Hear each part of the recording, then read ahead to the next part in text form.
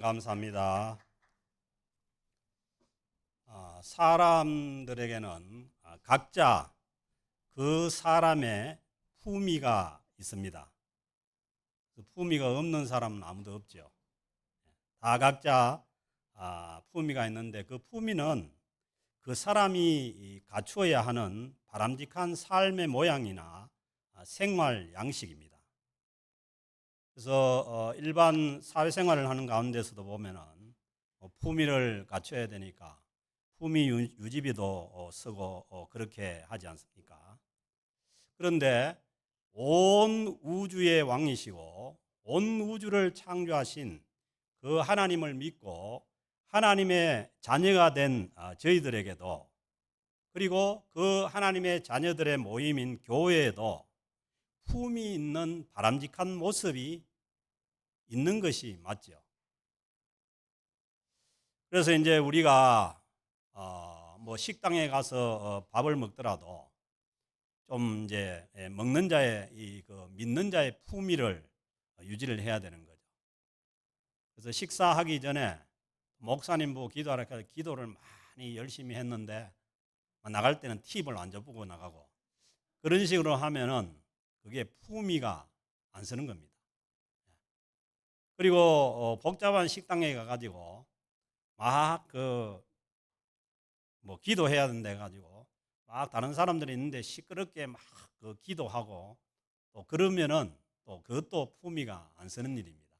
그때는 차라리 조용하게 각자 기도하고 먹는 게 그게 품위가 있는 일입니다. 그래서 그 품위를 지켜 나간다는 것이 쉽지는 않아요. 상황마다 다 다르고, 그리고 이제 제 같은 경우는 어디서 품위를 잃어버렸냐 하면은 입을 다물고 가만히 있으면 좀 품위가 있는 것 같은데 딱 입을 떼가지고 말을 하는 순간 뭐 사투리가 나가면서 품위가 좀 떨어져 버리고, 그리고 또 이제 운동 경기할 때 안 됩니다. 운동 경기할 때 그냥 나도 모르게 흥분해가지고 막 목사인지 뭐 집사인지 뭔지 모르고 그냥 막 하다가 경고도 먹고 막 그러지 않습니까?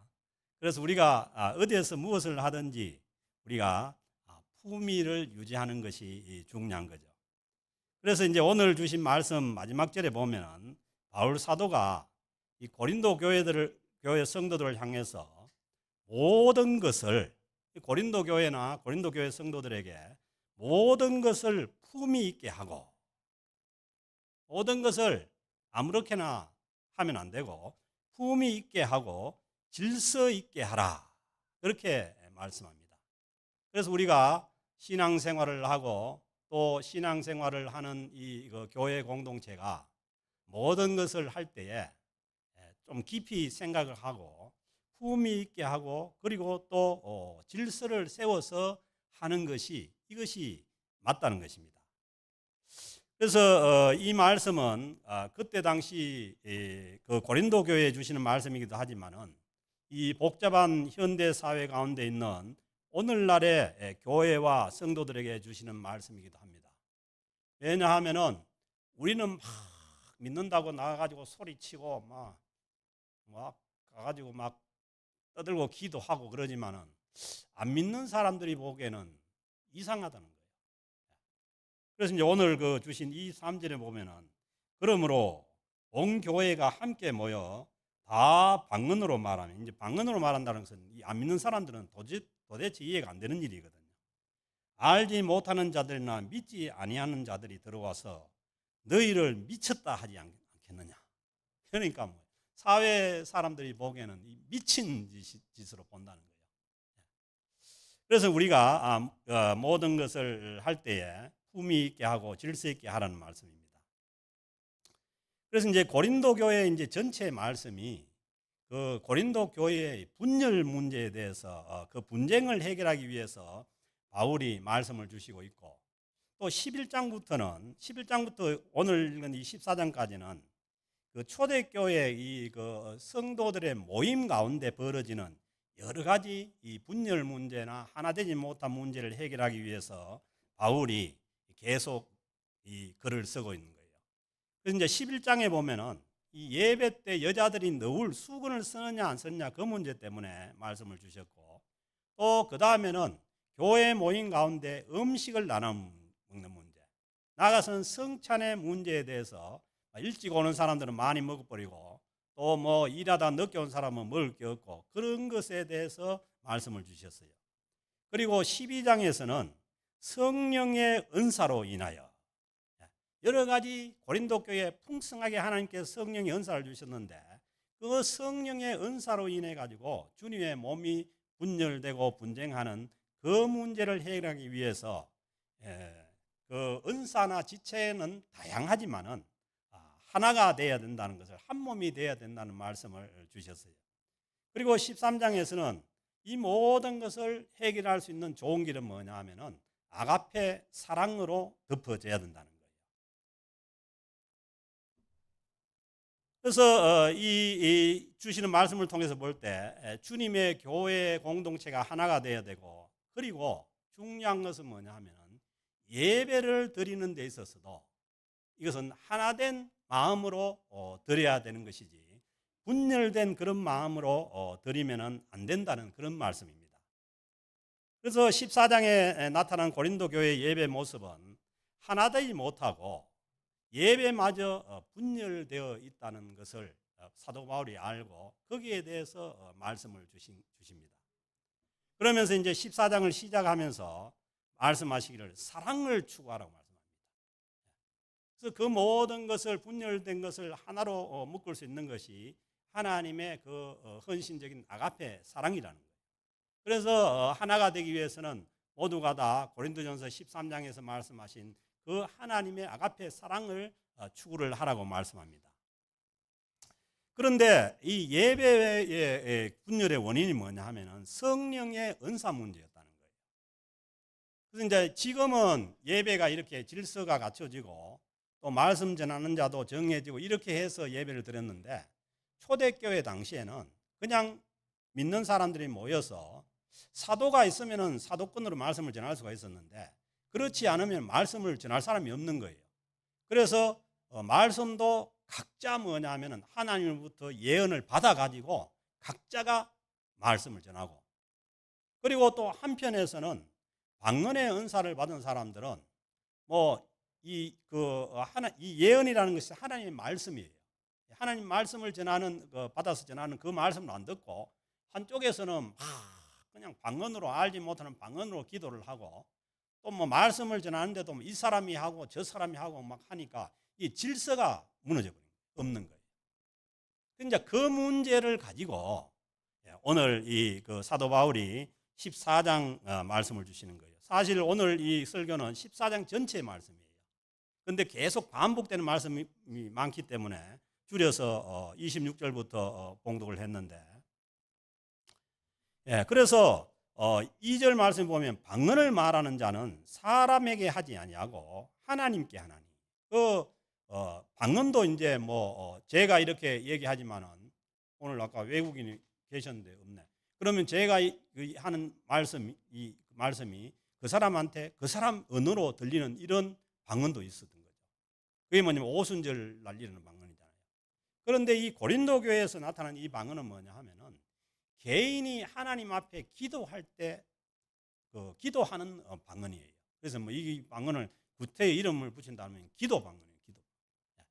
그런데 이 기도 방언은 뭐냐면 알아듣는 사람이 없는데 그냥 이런 공중 예배시나 아니면은 사람들이 모인 데서 그걸 하면은 그것은 뭐냐 하면은 교회 공동체에 덕이 되지 않는다는 그 말씀이에요. 그래서 사람들이 3절이면 그러나 예언하는 자는 하나님께 말하여 덕을 세우며 사람에게 말하여 덕을 세우며, 그 하나님의 말씀을 받아서 얘기를 하고 말씀을 나누는 것은 뭐냐 하면은 다른 사람들이 알아듣기 때문에 교회 공동체에 덕을 세우게 된다는 것이죠. 이제 방언은 알아듣는 사람이 없는데 방언을 하면은 이건 뭐냐 하면 덕이 안 되는 거고, 물론 우리가 금요 기도회 때 와가지고 개인 기도를 하면서 방언을 하는 것은 그건 좋은 겁니다. 왜냐하면 방언도 분명히 하나님께서 주신 은사이기 때문에 그 은사를 가지고 하나님께 기도를 오래 할 수 있고 또 우리의 마음에 있는 그 기도를 그대로, 우리가 그렇잖아요. 옆에 누가 뭐 기도하는 데 있으면은 저 사람이 내 기도를 들으면 어떻게 생각해? 이러면 기도가 잘 안 돼요. 그럴 때 방언으로 하면은 좋은 거죠. 그러나 많은 사람들이 모여서 예배를 드리는 이 중에는 그런 이제 방언, 다른 사람이 알아듣지 못하는 그런 것을 하면은 안 되는 거죠. 예. 그래서 이제 3절에도 보면 그러나 예언하는 자는 사람에게 말하여 덕을 세우며 권면하여 위로하는 것이라. 그 하나님 말씀으로 서로 권면하고 위로하는 것, 그것이 뭐냐 하면은 공동체의 덕이 된다는 거예요. 그 4절에도 방언을 말하는 자는 자기의 덕을 세우고 예언하는 자는 이 하나님의 말씀을 받아서 하나님의 말씀을 전하는 것은 교회의 덕을 세운다는 거예요. 그래서 우리가 교회에서 모임을 하거나 할 때 하나님의 말씀을 나누고 하나님의 말씀으로 서로 권면하고 위로하는 것이, 이것이 뭐냐면 공동체의 덕이 되는 일이라고 그렇게 말씀합니다. 그러면서 이 공동체의 덕을 세우고 공동체를 세워나가는 것이 이게 뭐냐면 지혜라는 거예요. 20절에 보면 형제들아 지혜에는 아이가 되지 말고 악에는 어린아이가 되라. 지혜에는 장성한 사람이 되라. 지혜에 장성한 사람이 된다는 것은 뭐냐면, 이건 뭐냐면 신앙이 성숙해지는 사람이 된다는 것은 뭐냐 하면은 하나님께서 주신 말씀 속에서 공동체를 덕스럽게 세워나가는 것이 이게 뭐냐 하면은 믿음이 장성한 사람이라는 거예요. 근데 우리가 흔히 착각하기를 성령의 은사가 주어져서 방언을 하거나 아니면은 뭐 병을 고치는 기적을 행하는 것이 그게 뭐냐 믿음의 성숙이라는데, 그것은 믿음의 성숙과는 아무런 상관이 없어요. 은사는 믿음의 성숙과는 상관이 없는 문제예요. 왜냐하면 그것은 필요해서 하나님께서 각자 필요한 사람에게 주시기 때문에 필요 없으면 하나님이 걷어가 버리는 거예요. 그래서 그것이 우리의 믿음을 성숙시키는 것이 아니라 우리가 하나님께서 주시는 말씀 가운데 지혜를 가지고 공동체를 바로 세워나가는 것이 그게 뭐냐 하면은 장성한 믿음의 사람이 되는 거예요. 그래서 26절 말씀도 보면은 그런즉 형제들아 어찌할까 너희가 모일 때 각각 찬송시도 있으며, 그러니까 이게 뭐냐면 고린도 교회의 이 모임이라는 것은 지금과 같은 예배 모임이 아니고 그냥 믿는 사람들의 모임이에요. 모일 때에 찬송도 있고 가르치는 말씀도 있고 계시도 있고 방언도 있으며 방언 통역함도 있나니 모든 것은 덕을 세우기 위해서 하라는 거예요. 그래서 이제 오늘 이 14장으로서 뭐냐면 교회 분열에 대한 이 말씀은 이제 끝이 나요. 그러면서 바울이 하나 주는 것은 우리에게 주는 지침이 뭐냐면은 모든 것을 공동체의 덕을 세우기 위해서 하라는 거예요. 방언을 하든 아니면은 뭐 말씀을 전하든 무엇을 하든지 교회 공동체의 덕을 세우기 위해서 하라는 거예요. 그래서 자기가 속한 이 교회 공동체를 분열시키거나 분쟁하게 하는 것은 그것은 뭐냐 하면은 아무리 뭐 성령의 은사를 크게 받고 해도 그것은 성숙한 그런 믿음이 아니라는 것이죠.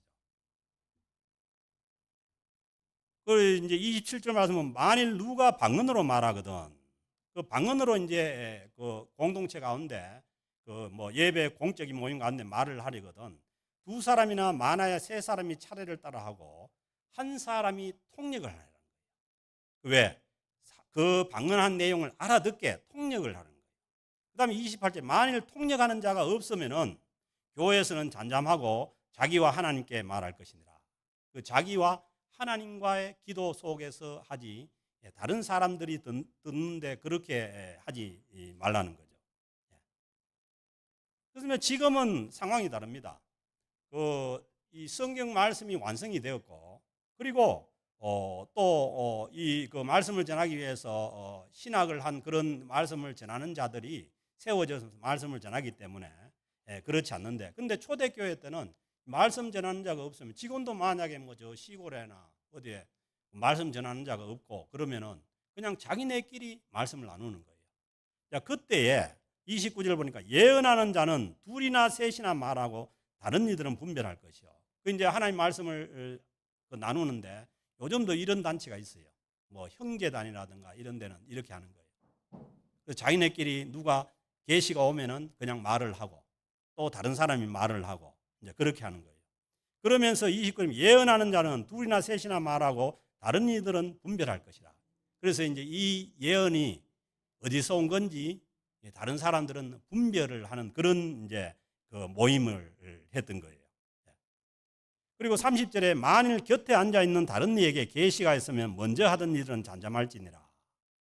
이거 뭐냐 하면은 한 사람이 이제 하나님의 계시를 받아 얘기를 하고 있는데 그 옆에 사람이 말하기 시작하면은 먼저 한 사람이 멈춰주라는 거예요. 이게 뭐냐 하면은 질서 있게 이제 하는 것이죠. 그리고 예언하는 자들의 영은 예언한 자들에게 제재를 받나니 하나님의 그 예언의 말씀을 받고 그 말씀을 나눌 때에 어떤 사람이 그걸 제재를 하면은 제재를 받아들이라는 거예요. 그래서 그걸 제재를 안 받아들이고 하나님께서 말씀하셨으니까 나는 내 말을 한다고 하면은 이 이제 직통계시 이제 되는 거예요. 그러면 이제 무질서해서 그것은 뭐냐 반드시 깨어지게 되는 거예요. 그래서 이제 우리 캘거리 지역에도 보면은 이 성령의 은사가 강하게 나타났을 때 보면은 이런 일이 이제 생기는 거예요. 누구 말도 안 듣는 거예요. 그래서 그런 뭐냐면 교회의 질서가 깨어지는 거죠. 그래서 이제 33절 말씀 보면은 하나님은 무질서의 하나님이 아니시오. 하나님 뭐냐면 무질서 속에서 일하시는 그런 하나님이 아니시라는 거예요. 그래서 아무리 성령의 은사가 강하고 모든 것이 은혜가 넘쳐도 무질서한 것은 뭐냐면 아니라는 거예요. 오직 화평의 하나님이시라. 왜 이 말씀을 하냐면 무질서는 뭐냐 하면 화평을 깨버립니다. 우리가 사회도 볼 수가 있잖아요.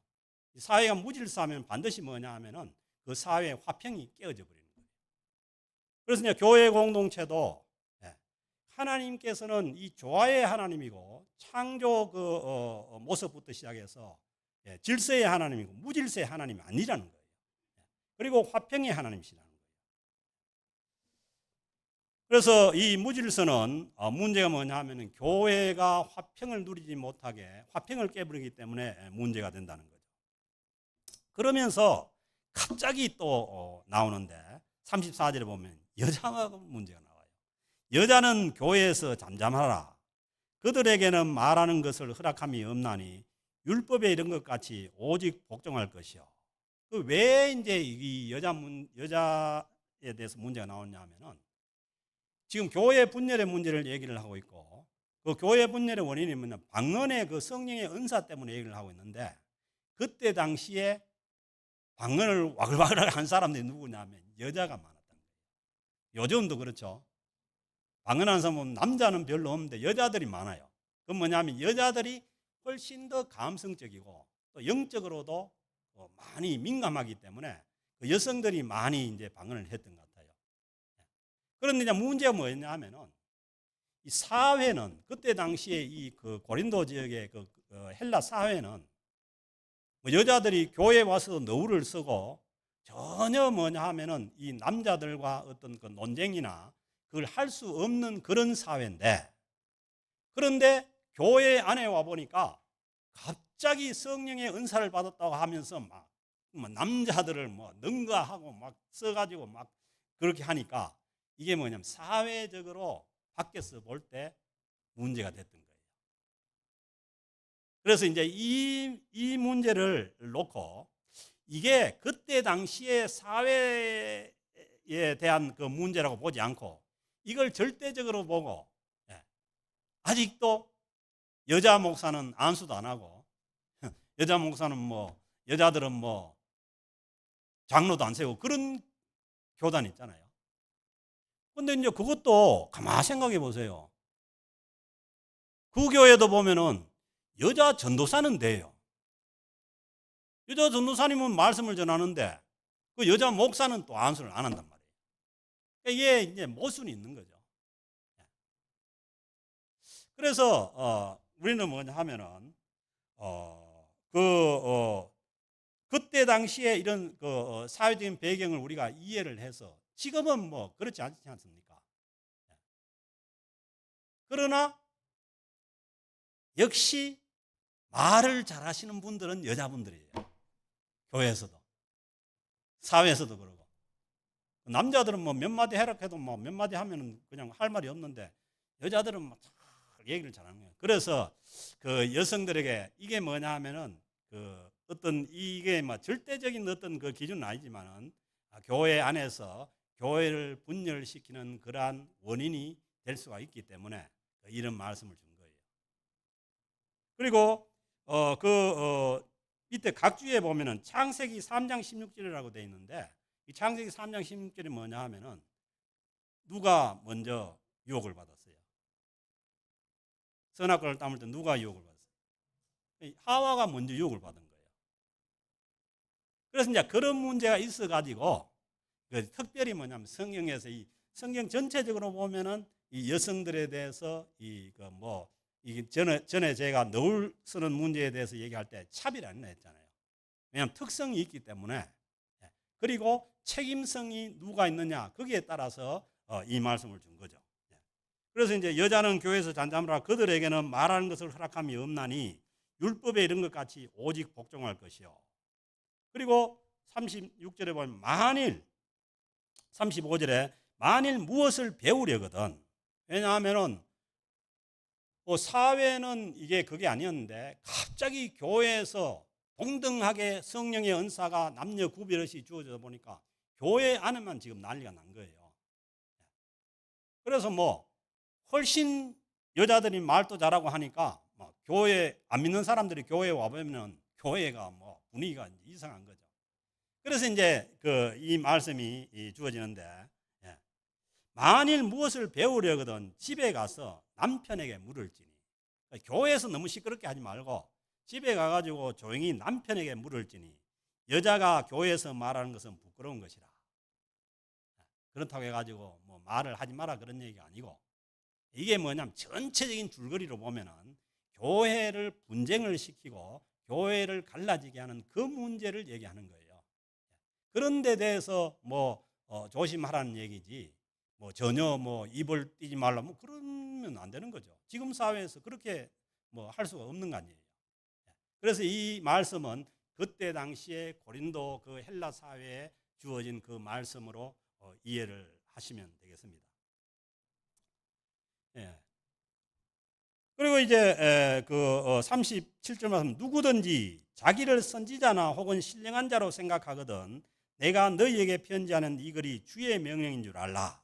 그러니까 자기가 무슨 선지자로 알고 자기만이 하나님의 계시를 받고 그렇게 생각하면은 내가 이 사도 바울이 주는 이 말을 주의 명령으로 알아라는 거예요. 만일 누구든지 알지 못하면은 그는 알지 못한 자니라. 그래서 이제 사도 바울이 주님의 이름으로 명령을 하는데 그 명령을 안 받아들이면은 그거는 뭐냐 하면은 그냥 도버리잖아요. 왜냐하면은 뭘 몰라서 그러니까 어떻게 할 수가 없던 거예요. 왜냐하면은 그걸 바로 잡으려고 하다가 또 교회가 분쟁에 휩싸이게 되면 안 되니까 그냥 두라는 거예요. 그거는 알지 못하는 자들은 그냥 두라는 거예요. 그러면서 39절 말씀 보면은 그런즉 형제들아 예언하기를 사모하며 하나님의 말씀을 사모하고 하나님의 말씀으로 서로 권면하고 또 위로하고 그걸 사모하고 그렇게 하는 것이 뭐냐면 교회 공동체를 바로 세워나가는 일이라는 거예요. 그런데 개인에게 주어진 성령의 은사를 가지고 자기 은사가 최고고 다른 사람들의 은사는 덜한 것이고 이런 식으로 하면은 교회가 분열되고 분쟁에 빠져서 여러 가지 어려움을 겪게 되니까 그렇게 하라는 겁니다. 예언하기를 사모하며 방언 말하기를 금하지. 그렇다고 해가지고 교회에서 하나님께 기도하는데 방언 말하는 것을 금하지 말라는 거예요. 하나님께 기도할 때에 방언하는 것은 그것은 뭐냐면은 하나님 앞에 받은 귀한 은사니까 그렇게 남이 알아듣지 못해도 그렇게 하는 것이 맞다는 말씀입니다. 그러면서 이제 이 모든 고린도 전서에서 이 고린도 교회에 대한 여러 가지 분쟁이나 여러 가지 예배의 여러 가지 그 무질서나 이런 문제들을 이제 마감을 하면서 마치면서 주는 말씀이 40절 말씀이에요. 그 40절 말씀이 아주 중요한 말씀이죠. 모든 것을 하되 품위 있게 하고. 그래서 믿는 사람들이 품위 있게 살아야 된다는 거예요. 아무렇게나 살면은 이게 복음을 전하는데 도움이 안 되는 거예요. 그런데 이게 이제 품위 있다는 것이 그 원뜻을 보면은 적절하게, 적당하게 이런 뜻인데 그게 뭐냐 하면은 뭐 적절한 것이 과하지도 아니하고 부족하지도 아니하고 이거잖아요. 이거 말만큼 어려운 말이 없죠.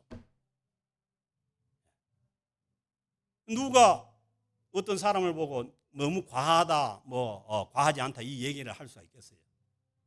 근데 저도 잘 안 하는데 왜냐하면은 나도 그런 얘기를 들으면은 되게 힘들거든요. 그런데 이제 그 얘기를 해도 서로 기준이 다르기 때문에 그 뭐냐 하면은 잘 좋게 들을 수 없는 거예요. 그러니까 우리는 성령 안에서 성령님의 도움을 받아서 모든 것을 적절하게 적당하게 해나가는 것이 이게 뭐냐면 품이 있는 거라는 거예요. 그러니까 우리가 흔히 성령 충만하고 은사가 충만하면은 그것도 없어 그냥 막 자기가 그러니까 그 뭐냐면 자기 컨트롤이 안 되는 그게 성령 충만이 아니에요. 성령 충만은 뭐냐 하면은 철저하게 자기 컨트롤을 할 수 있는 것이 성령 충만이에요. 그래서 성령의 열매를 보면요. 마지막 열매가 뭐냐 하면은 절제의 열매예요. 그러니까 성령 충만한 그 사람의 성령의 열매는 절제를 잘하는 사람이 성령 충만한 사람이에요. 그러니까 결코 절제를 못하고 자기 컨트롤을 못하고 막 그냥 자기가 원하는 어떤 그 기분대로 그렇게 하는 것이 성령 충만이 아니라는 거예요. 그래서 고린도 교회에 여러 가지 은사가 넘치고 충만했지만은 부족한 것이 뭐냐 하면은 이 절제가 부족했던 거죠. 그래서 무질서로 가게 되고 그 무질서로 인해서 교회의 화평이 깨어져 버리고 분열되는 그런 양상을 가져온다는 거예요. 그래서 하나님의 그 성령의 역사가 아주 강하게 나타날수록 그래서 이제 그 우리 한국 교회에서도 보면은 이 성령의 역사가 강하게 나타나는 사람이 열매가 좋았던 사람이 많지 않아요.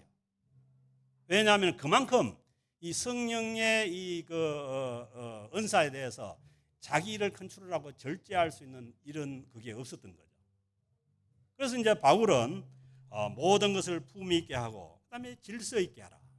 모든 것은 질서를 세워서 순서대로 해나가는 것이 이게 뭐냐 하면은 그렇게 하는 것이 다른 믿는 사람들이 보기에도 교회 공동체가 주님의 복음을 전해 나가는 데 있어서 도움이 되는 거지. 지금 한국 교회가 완전히 이걸 잃어버린 거예요. 기준이 없습니다. 기준이. 그래서 외부에서 보기에 뭐가 뭔지를 모르는 거예요. 지금 믿는 사람들이. 그래도 70년대 80년대만 해도 한경직 목사님 같은 그런 어른이 계셨기 때문에 모든 것을 이렇게 기준을 잡아 나갈 수 있었는데 지금은 없어요. 그래서 이제 외부에서 보기에는 너무 무질서한 것처럼 보이는 거예요. 그래서 우리가 한국 교회를 탓하거나 다른 교회를 탓하기 전에 먼저 우리 교회부터 오늘 주신 이 고린도 교회에 주신 이 말씀대로 모든 것을 하되 품위 있게 하고 그리고 어떤 일이든지 질서 속에서 질서 있게 함으로 인해서 우리 교회가 또 이 사회에 빛을 비추고 그리고 주님의 복음이 전해 나가는데 우리가 방해되지 않는 그러한 공동체로 세워져 나갈 수 있기를 주님의 이름으로 축복합니다. 그래서 이 은혜가 또 우리와 또 우리 공동체 위에 있어져서 정말 우리 교회만이라도 이 무질서 속에 빠지지 않고 분쟁 가운데 빠지지 않고 주님의 교회를 함께 세워나감으로 인해서 하나된 모습으로 주의 복음을 전가할 수 있는 귀한 주님의 공동체가 될 수 있기를 주의 이름으로 축복합니다.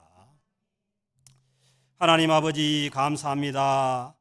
주님의 말씀을 통해서 여러 가지 주님의 교회 분쟁에 대해서 대처할 수 있도록 하나님 우리를 깨우시고 또 말씀들을 주심에 감사를 드립니다. 하나님 아버지, 우리가 늘 성령 충만하되 또 절제의 은사를 절제의 열매를 주셔서 하나님 우리 모두가 화합하고 하나가 되어서 질서 속에서 하나님께 영광을 돌리며 나아가는 귀한 품이 있는 공동체가 될 수 있도록 하나님 우리 캘거리 영락교회를 축복하여 주옵소서.